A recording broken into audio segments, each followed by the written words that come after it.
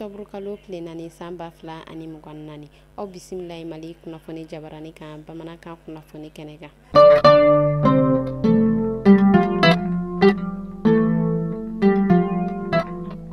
Kunnafoni daminɛ bi an ka jamana ɲɛmaa. Kunnafoni daminɛna kabi dɔgɔkun tɛmɛnen fɛn min yɛrɛ kɔni colonel Abdulaye Mayiga ale bɔla ka taa assemblée générale des nations unies o yɛrɛ kɔni ta ko bi 79 o yɛrɛ kɔni na. O tɛmɛnen kɔfɛ a yirala ka fɔ nin dɔgɔkun yɛrɛ kɔni kɔnɔna na kɛrɛnkɛrɛnnenya arabadon ko ale yɛrɛ kɔni ɲuman segila an ka Bamako Sudan ɲare. Kunnafoni olu yɛrɛ kɔni bɔla ka yira ka fɔ ko a ka segin ni o yɛrɛ kɔni kɔnɔna na fɛn min yɛrɛ kɔni Bamako Sudan ɲare ale n'a lamini maa caman o yɛrɛ kɔni bɔla ka taa colonel Abdulaye Mayiga ale kunbɛn. A kunbɛnni o yɛrɛ kɔni kɔnɔna na u y'a yira k'a fɔ ko u yɛrɛ kɔni bɛ foli bila ani tasibila kɛ ka ɲɛsin u ma u ka wulikajɔ la ani jamana ale lakanani na. Alisa an bɛ to an ka fanga tigilamɔgɔ olu ka kunnafoniya kɔnɔna na président du conseil national de transition CNT ale ɲɛmaaba Maliki Jawo ale bɔla ka kunnafoniya o yɛrɛ kɔni bila a y'a yira k'a fɔ k'u ka cérémonie solennelle octobre ta ko o yɛrɛ kɔni kan ka kɛ ni ala ye tɛnɛ nata yira na octobre kalo tile 7 san 2024 kɔnɔna na CCB ale yɛrɛ kɔni kɔnɔna na ko ni ala ye nɛgɛ kanɲɛ 16 o yɛrɛ kɔni yira na a y'a yira k'a fɔ ko ni sen ta ko u yɛrɛ kɔni bɛna ɲɔgɔn dalajɛ o kɛ kun min kama o de walasa halisa lakana ale bɛ se ka sabati cogoya min na an ka ba Maliba ale kɔnɔna na ani fɛn min yɛrɛ kɔni u ka budget ye ko u yɛrɛ kɔni bɛna o dato o kuma caman na. Octobre rose alisa an bɛ ale kalo kɔnɔna na ni ale yɛrɛ kɔni kalo o yɛrɛ kɔni sigilen don dɛmɛ di o yɛrɛ kɔni ma kosɛbɛ. Octobre rose ale yɛrɛ hukumu kɔnɔna na fɛn min yɛrɛ kɔni ye kɛnɛya tigilamɔgɔw olu yɛrɛ kɔni bɔla ka sensibilisation ba o yɛrɛ kɔni kɛ ka maaw ladɔnniya u y'a yira k'a fɔ fɛn min yɛrɛ kɔni ye cancer de col de l'utérus ani cancer de sein fɛn min ye an ka kɛnɛya tigilamɔgɔw ye olu bɔla ka maaw ladɔnniya kosɛbɛ ka sensibilisation ba o yɛrɛ kɔni kɛ u y'a yira k'a fɔ cancer de sein ko ni e yɛrɛ maa min dɔnna ni e maa min sɔrɔla ka a taamasiyɛn ninnu ye i yɛrɛ la k'i ka kɔn i yɛrɛ ma ka taa kɛnɛyaso dɔ la walasa u bɛ se ka fɛɛrɛ joona o sɔrɔ a la cogoya min na o tɛmɛnen kɔfɛ maa minnu ni ala yɛrɛ kɔni ye olu lajarabi ni bana kofɔta ninnu na u y'a yira k'a fɔ ko an kana o jate bolo kɔfɛ mɔgɔw ye ko an ka hakili to u la kosɛbɛ ka sababuya kɛ ko bana in ko ala lajarabi de don ko u yɛrɛ kɔni ka laɲinini tɛ.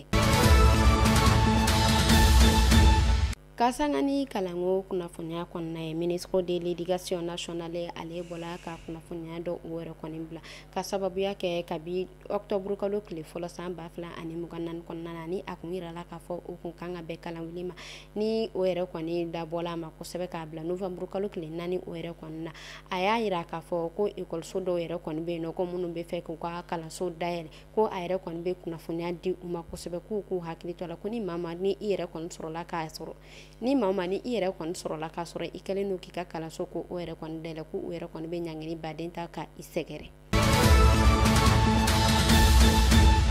Samiyɛ ale kunnafoniyaw kɔnɔna na a yirala k'a fɔ sanji ale yɛrɛ kɔni fanga o bonyana kosɛbɛ an ka Bamako Sudan ɲare min yɛrɛ kɔni kɛla sababu ye ka to maa caman o yɛrɛ kɔni jateminɛ kɛ k'a yira k'a fɔ ko fleuve du Niger ko ale yɛrɛ kɔni ji ko o fanga yɛlɛla kosɛbɛ o hukumu de kɔnɔna na fɛn min yɛrɛ kɔni ye sigida caman o y'a yira k'a fɔ ko ji ko o yɛrɛ kɔni bɛ ka don sigida ninnu kɔnɔna na kosɛbɛ min yɛrɛ kɔni bɛ ka kɛ sababu ye k'a to maa caman olu yɛrɛ kɔni bɛ ka kurun ko o ta ka don u ka sigidaw kɔnɔna na walasa u bɛ se ka se u seyɔrɔ la cogoya min na fɛn min yɛrɛ kɔni ye sɛnɛkɛlaw ye olu yɛrɛ fɛnɛ bɔla k'a yira k'a fɔ ko ɲinan san 2024 samiyɛji ko o yɛrɛ kɔni bɛna kɛ sababu ye k'a to ko samiyɛ ko a yɛrɛ kɔni bɛna janya kosɛbɛ ko a kuntagala bɛna janya i n'a fɔ ka a kuntagala bɛna janya ka tɛmɛ san tɔ olu ta kan.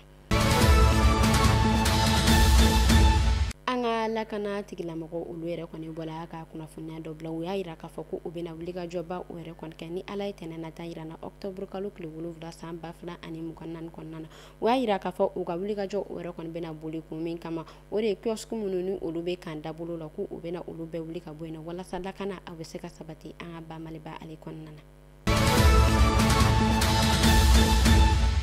An bɛ taa Mayinakaw olu fɛ yen nɔ kabi dɔgɔkun tɛmɛnen olu yɛrɛ kɔni ye kunnafoniya ko o yɛrɛ kɔni bila k'a yira k'a fɔ ko fɛn min yɛrɛ kɔni balo fɛnw ye ko o yɛrɛ kɔni sɔngɔ jigilen don u ka marabolo kɔnɔna na kosɛbɛ u y'a yira k'a fɔ fɛn min yɛrɛ kɔni ye tulu 20 litres ye ko o yɛrɛ kɔni tun bɛ feere u ka marabolo la 4,000 o yɛrɛ kɔni ɲɔgɔn kɔnɔ ko an bɛ wagati min na i n'a fɔ sisan nɔ ko u yɛrɛ kɔni bɛ se k'o sɔrɔ 2,600 olu yɛrɛ kɔni ɲɔgɔn kɔ la fɛn min yɛrɛ kɔni ye sukaro ye ko olu yɛrɛ fɛnɛ bɛɛ sɔngɔ ko o jigila kosɛbɛ ga o bɛɛ n'a kɔfɛ fɛn min yɛrɛ kɔni dugudenw ye ni olu bɛ ala ka yira k'a fɔ ko fɛn ninnu sɔngɔ gɛlɛyalen don feerekɛlaw olu kɔni y'u hakilinata di u y'a yira k'a fɔ ko fɛn ninnu sɔngɔ gɛlɛya ko olu yɛrɛ kɔni ma bɔ foyi la ko ka sababuya kɛ inondation min ni o yɛrɛ kɔni kɛla ni wagati damadɔ in na ko o de bɛ ka kɛ sababu ye k'a yira k'a fɔ ko sɔngɔ ninnu bɛ ka gɛlɛya kosɛbɛ ko nka ko ni o yɛrɛ kɔni tɛmɛna ko wagati ko a bɛ nɔgɔya ko fɛn ninnu ko u yɛrɛ kɔni sɔngɔ bɛna jigin ka na fɔ u nɔkɔrɔ la.